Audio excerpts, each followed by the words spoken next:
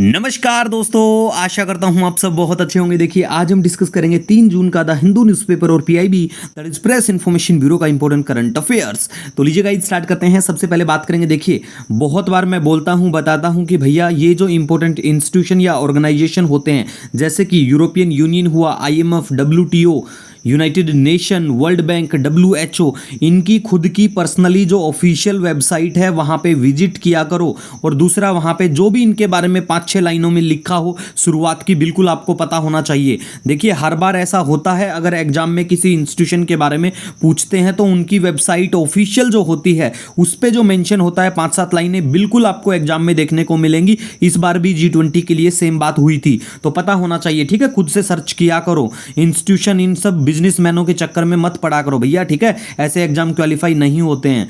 तो देखिए European union के बारे में हम बात करें यहाँ पे तो कार्बन बॉर्डर एडजस्टमेंट मैकेनिज्म बिल्कुल इनसे संबंधित है।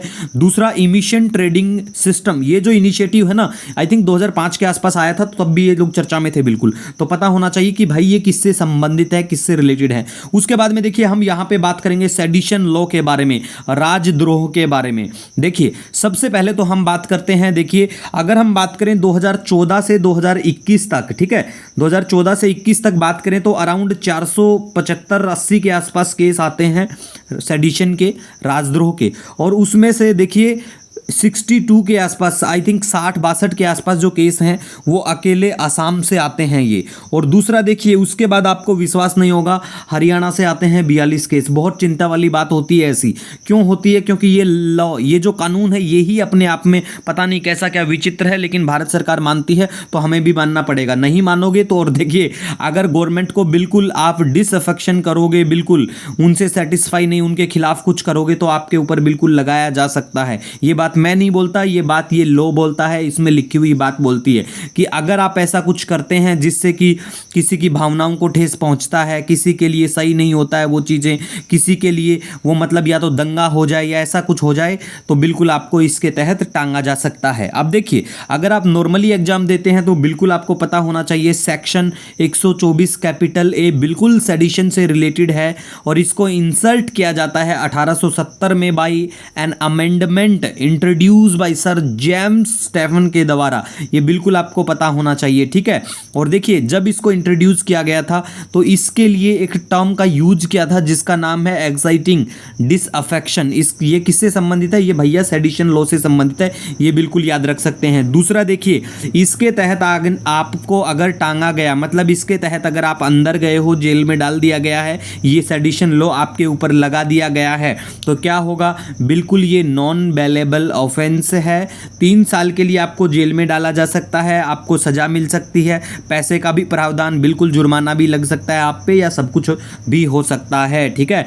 और देखिए सेडिशन ट्रायल के बारे में गाइज हम बात करें तो देखिए लोकमान्य तिलक, महात्मा गांधी, इनको भी सेडिशन ट्रायल हो चुके हैं, ठीक है। उसके बाद में हम बात करेंगे Brijbhushan versus state of Delhi 1950। देखिए अभी का जो एक नामी पहलवान है ब्रजभूषण जो चर्चा में है, उनका नाम नहीं है क्योंकि वो सिर्फ नाम का है, कोई पहलवान मुझे नहीं लगता क्या कुछ है। पर्सनली राय हो तो कमेंट करके आप भी बता सकते हो, ठीक है। तो Brijbhushan versus state of Delhi 1950 case बिल्कुल सेडिशन लॉ से संबंधित है, जिनके ऊपर लगना चाहिए उन पे लगता नहीं है। Kedarnath Singh versus state of Bihar की बात करें 1962, Balwant Singh versus state of Punjab 1962, ये केस जो है बिल्कुल सेडिशन लॉ से संबंधित है, ठीक है गाइज। नेक्स्ट हम बात करेंगे यहाँ पे सेमीकंडक्टर के बारे में। देखिए सेमीकंडक्टर के बारे में गाइज हम यहाँ पे बात करें, सेमीकंडक्टर जो हैं मटेरियल होते हैं जिनके पास कंडक्टिविटी होती है बिटवीन कंडक्टर इंसुलेटर के बीच में, और ये बिल्कुल प्योर एलिमेंट भी हो सकते हैं। सिलिकॉन की अगर बात करें काफ़ी फेमस होता है, चर्चा में रहता है। दूसरा देखिए चिप फॉर अलायंस काफ़ी चर्चा में था, ठीक है। तो चिप फॉर अलायंस के बारे में बात करें तो देखिए 4 वर्ल्ड के टॉप जो प्रोड्यूसर हैं सेमीकंडक्टर के, ठीक है, वो मिल के अलायंस बनाते हैं। कौन कौन होते हैं? US होता है, जापान है, ताइवान है, कोरिया। ये वर्ल्ड का अगर हम बात करें 70% बिल्कुल करते हैं। यहाँ पे कंट्रीब्यूशन की बात करें, चारों देश के नाम पता होना चाहिए। चिप फॉर अलायंस सेमीकंडक्टर से रिलेटेड है, ये भी आपको पता होना चाहिए। नेक्स्ट हम बात करेंगे, देखिए पाकिस्तान बार्टर ट्रेड को अपनाएगा। उन्होंने कुछ कानून पास किया है कि भाई हम चीज़ के बदले चीज़ देंगे, ठीक है, अगर हम प्याज देंगे तो हम टमाटर लेंगे, ऐसा करने वाले हैं पाकिस्तान के लोग। अब ये नहीं पता वो प्याज देंगे या टमाटर लेंगे, तो किसके साथ करेंगे? अफगानिस्तान, ईरान और रशिया के साथ में। नेक्स्ट हम बात करेंगे IRDAI, बिल्कुल आपको पता होगा, insurance regulatory development authority of India जो है उसने कुछ नॉर्म्स बताए बीमा वाहक के लिए, ठीक है, तो बिल्कुल आपको बीमा वाहक के बारे में पता होना चाहिए। देखिए बीमा वाहक जो है, ये जो स्कीम है इसका मेनली काम है, एम है, इसका गोल है इंप्रूव करना लास्ट माइल कनेक्टिविटी जो है, रूरल इंश्योरेंस एक्सेस जो है वो बढ़े, इसका मेनली काम है। दूसरा देखिए बीमा वाहक जो है कोर कंपोनेंट है insurance regulatory development authority of India का इंश्योरेंस फॉर ऑल बाय 2047 का जो गोल है उसके लिए। आप देखिए अगर आप कभी विजिट करेंगे इंश्योरेंस IRDAI की वेबसाइट पे तो बिल्कुल सबसे पहले आपको मिलेगा ये पॉपअप, एक शो होता इंश्योरेंस फॉर ऑल बाय 2047 गोल है इनका, ठीक है। और दूसरा इसके बारे में बात करें, IRDAI जो है ये पावर और फंक्शन कहां से लेती है, ये अथॉरिटी ये लेती है 1999 का इनका एक्ट जिससे इसको बनाया जाता है, और इंश्योरेंस एक्ट 1938 से बिल्कुल पावर और फंक्शन ड्राइव करते हैं। IRDAI जो है 10 मेंबर की बॉडी है और जिनको अपॉइंट किया जाता है भारत सरकार के द्वारा। और देखिए किसको क्या रेगुलेट करती है insurance development authority of India, तो देखिए लाइफ इंश्योरेंस कंपनियां हैं, बिल्कुल रेगुलेटेड है बाय RDAI के द्वारा, चाहे वो पब्लिक हो चाहे प्राइवेट कंपनी हो। जनरल इंश्योरेंस कंपनियों को भी रेगुलेट करती है। और अगर हम बात करें यहाँ पे इंडिविजुअल के बारे में, ठीक है, जैसे कि कॉर्पोरेट एजेंट हो गया, इंटरमीडियरी बोल सकते हैं बिल्कुल आप इनको, corporate agent, brokers, third party administrators, तो बिल्कुल इनको भी ये रेगुलेट करती है, आपको बिल्कुल ध्यान में रखना है। नेक्स्ट हम बात करेंगे गाइस, देखिए बाकू जो है वो कैपिटल है अजरबैजान की, और ये बिलिसी जो भी प्रोनाउंसिएशन यहाँ के जो भी लोग बोलते हैं भाषाएं बिल्कुल अलग हैं। जॉर्जिया की कैपिटल है, नैरोबी के बारे में बात करें केन्या की कैपिटल है। देखिए ये चर्चा में आती है क्योंकि अब हमारा जो इंडिगो है बिल्कुल यहाँ के लिए उड़ान भरने वाला, तो देखिए जो भी देश की कैपिटल जो ये चर्चा में आते हैं बिल्कुल पता होना चाहिए, ठीक है, वही पेपर में पूछे। आज तक मैंने तो कभी देखा नहीं, 8-10 साल में जो भी सिविल सर्विस को देखा है, इनके जो एग्जामिनेशन पैटर्न जो भी कुछ है, देखिए वही चीज़ें पूछी जाती हैं जो चर्चा में होती हैं। दूसरा हम बात करेंगे, प्यारा भारत कंडक्ट करता है एशिया का first demonstration for performance based navigation for helicopter के लिए, ये याद रख सकते हैं थोड़ा सा, बाकी इतना कुछ काम का नहीं है। नेक्स्ट बात करेंगे तेलंगाना का फॉर्मेशन डे, बिल्कुल 2 जून 2014। तेलंगाना कब बनता है?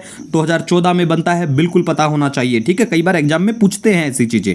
नेक्स्ट बात करेंगे एरिया अंडर समर क्रॉप। देखिए यहां पे जो डाटा है PIB की बात करें आज, तो ये 2022 से 23 का कंपैरिजन करके दिया गया है। मुझे नहीं लगता ऐसा डाटा ज्यादातर एग्जाम में पूछा जाता है, क्योंकि 4-5 साल का जो कंपैरिजन है वो पूछा जाता है, और वो कंपैरिजन आपको एग्जाम से पहले जब आप देंगे तो बिल्कुल मिल जाएगा। और दूसरा मेन सोर्स जो है ऐसी चीजों का वो इकोनॉमिक सर्वे भी होता है, अदरवाइज PIB की टेंशन मत लो, बिल्कुल हम लोग अच्छे से कवर करते हैं। तो देखिए यहाँ पे जो डाटा मेंशन है लास्ट ईयर के साथ कंपैरिजन किया है कि राइस का जो है एरिया 2022 से 23 का वो डिक्रीज हुआ है, पल्स का इंक्रीज हुआ, श्री अन्न के बारे में बात करें इंक्रीज हुआ लास्ट ईयर का कंपैरिजन से, ऑयल सीड की बात करें ये भी डिक्रीज हुआ है। टोटल अगर हम बात करें एरिया अंडर समर क्रॉप के बारे में, तो वो सबसे ज़्यादा राइस का यहाँ पे आपको देखने को मिलेगा, ठीक है, याद रख सकते हैं। उसके बाद में देखिए ministry of housing urban affair की एक स्कीम है जिसका नाम है, एक कैंपेन है जिसका नाम है मेरी लाइफ मेरा स्वच्छ शहर।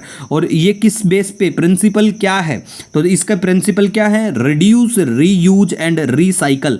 ये बिल्कुल एज ए जैसे लिखे हैं वैसे ही पता होना चाहिए। वनडे एग्जाम में पूछा भी जा सकता है कि भाई RRR का मतलब क्या है, कौन से क्या मंत्रालय से संबंधित है, रिसेंटली चर्चा में, ऐसी चीजें पूछ लेते हैं, ठीक है। इसी के साथ देखिए अगर आपका कोई सजेशन कोई सुझाव होता है, नो डाउट मिलेंगे एक नए वीडियो लेक्चर के साथ। तब तक के लिए हैव ए ऑसम डे।